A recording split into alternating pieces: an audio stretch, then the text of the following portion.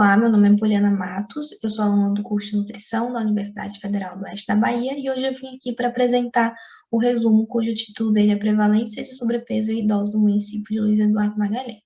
Esse resumo ele foi escrito por mim juntamente com as minhas colegas Alice e Milene Laiane sob orientação da professora Mites.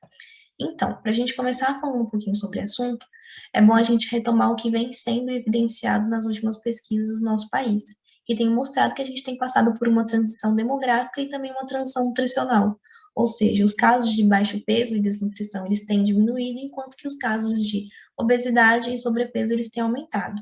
E a gente tem visto que esse sobrepeso, ele tem se destacado na população idosa.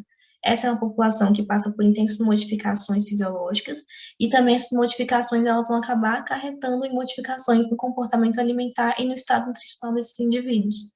Então, é muito importante que pesquisas sejam feitas, que essa população ela seja avaliada, que o estado nutricional ele seja detectado para que a gente consiga fazer um parâmetro e, consequentemente, propor intervenções que vão beneficiar não somente a saúde, mas também o bem-estar dessa população. Então, pensando nisso, o nosso projeto ele teve esse objetivo, que foi avaliar a prevalência de sobrepeso em idosos com 60 anos ou mais no município de Luiz Eduardo Magalhães, e para isso nós coletamos dados do Sistema de Vigilância Alimentar e Nutricional, que é o SISVAN. Nós coletamos os dados entre os anos de 2015 e 2019 desse sistema, onde nós fizemos uma análise da amostra como um todo e também classificamos a variante sexo. A avaliação do estado nutricional ele se deu por meio do índice de massa corporal, de acordo com a Organização Mundial da Saúde, que é a OMS. Com isso, nós conseguimos um total de 3.338 idosos que estavam naquele sistema, dentre esses anos, né, de 2015 e 2019, sendo que destes, 2.131 foram do sexo feminino, enquanto que 1.207 do sexo masculino. Aqui no gráfico a gente consegue observar os resultados. Nas colunas azuis a gente tem a prevalência de baixo peso, enquanto que na coluna laranja a gente tem a prevalência de eutrofia, e a coluna cinza a gente tem a prevalência de sobrepeso. A gente pode ver que entre os 5 anos a gente teve uma variação entre o baixo peso e a eutrofia entre todos esses anos. E aqui, no sobrepeso, a gente pode ver que ele sempre se mostrou elevado, ele sempre se mostrou superior em decorrente dos outros estados nutricionais.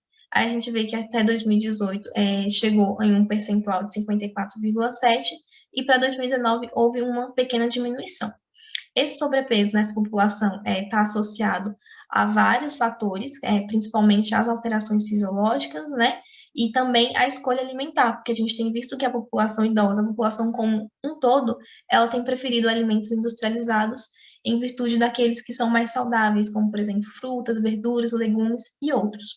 E, além disso, a gente tem também fatores socioeconômicos, como, por exemplo, a renda familiar, o arranjo familiar dessa família também, a escolaridade, aspectos religiosos, tudo isso vai acabar influenciando na escolha alimentar do indivíduo e, consequentemente, também nas escolhas alimentares. E aí isso vai ter influência direta no peso dessas pessoas e principalmente dessa população idosa. Além desses resultados, nós também vimos que houve uma variação, uma diferença no estado nutricional entre os homens e as mulheres. Apesar da gente ver aqui nas barrinhas cinzas a classificação de sobrepeso de homens, a gente vê que teve um aumento de quase 13% entre 2015 e 2019.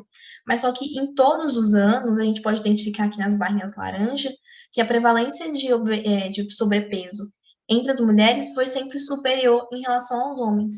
A gente pode caracterizar isso por uma também alteração fisiológica. As mulheres, quando elas chegam na menopausa, vai acabar tendo um declínio da função ovariana que vai ser induzido pela depressão estrogênica. E isso vai acabar acarretando no aumento da adiposidade. Então, esse sobrepeso ele pode ser também uma explicação de uma alteração fisiológica nesse grupo. Então, o que nós conseguimos identificar com o nosso estudo é que a gente teve uma prevalência de baixo peso, mas principalmente uma prevalência de sobrepeso.